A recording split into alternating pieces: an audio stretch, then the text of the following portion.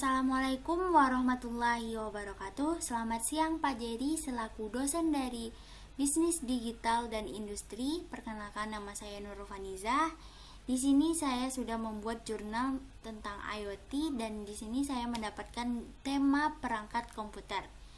Dan judul yang saya angkat yaitu Rancang Bangun Sistem Monitoring Data Perangkat Komputer Metro Data Electronics (TBK) secara real time menggunakan Arduino berbasis Internet of Things atau IoT. Untuk abstraknya, COVID-19 adalah jenis penyakit baru yang disebabkan oleh virus dari golongan coronavirus yang menular antara manusia dengan sangat cepat dan menyebar ke beberapa negara termasuk Indonesia hanya dalam beberapa bulan. Di era digital seperti saat ini, peranan media termasuk teknologi IoT sendiri sangatlah penting untuk perkembangan informasi sebaran secara cepat dan tepat real time. Untuk kata kuncinya, peningkatan model bisnis pendekatan untuk mempertahankan keunggulan kompetitif di masa pandemi COVID-19. Latar belakangnya, perkembangan teknologi yang sangat pesat membuat kehidupan manusia semakin mudah. Saat ini berbagai macam informasi dapat diperoleh dengan mudah hanya dengan mengetikkan kata pada mesin pencari Google atau mesin pencari lainnya. Hal ini tentu saja memudahkan dalam mencari informasi yang diperlukan kapanpun dan dimanapun asalkan memiliki koneksi internet. Keberadaan internet saat ini benar-benar memberikan akses secara bebas untuk mencari informasi sepuasnya. Untuk metode penelitian yang saya gunakan yaitu Internet of Things. Salah satu perkembangan teknologi internet pada saat ini adalah Internet of Things. Adalah suatu konsep di mana objek tertentu mempunyai kemampuan untuk mentransfer data lewat jaringan tanpa memerlukan adanya interaksi dari manusia ke manusia ataupun dari manusia ke perangkat komputer.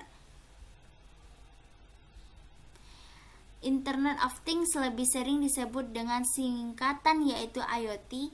Ini sudah berkembang pesat mulai dari konferensi teknologi nirkabel.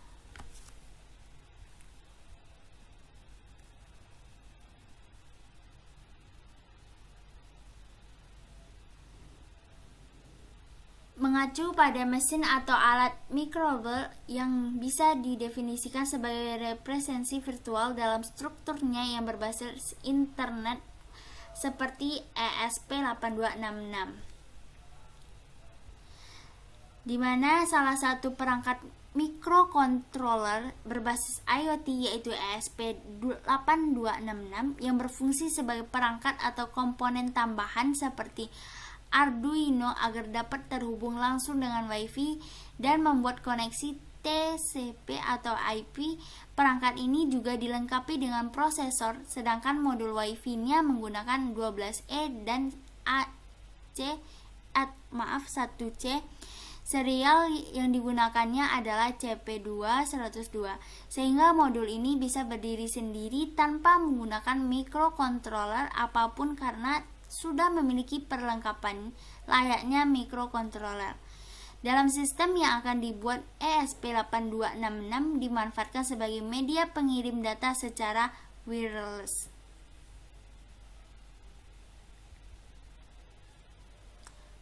Untuk melakukan pembuatan program komplit serta upload program ke board microcontroller yang digunakan yaitu software Arduino IDE memiliki environment yang ditulis dalam Java-nya.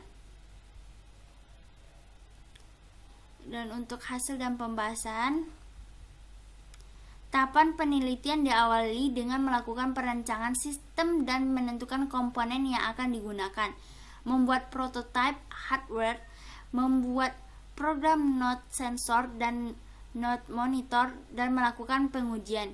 Diagram atau tahapan yang telah ada di sini seperti gambar yang sudah saya bikin di gambar 4 ini.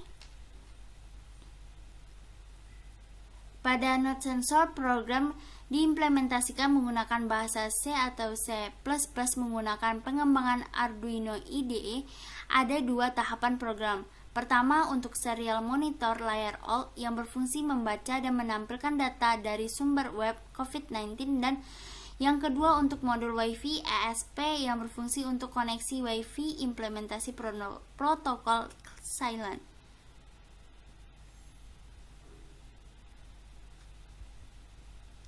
Berikutnya ada kesimpulan.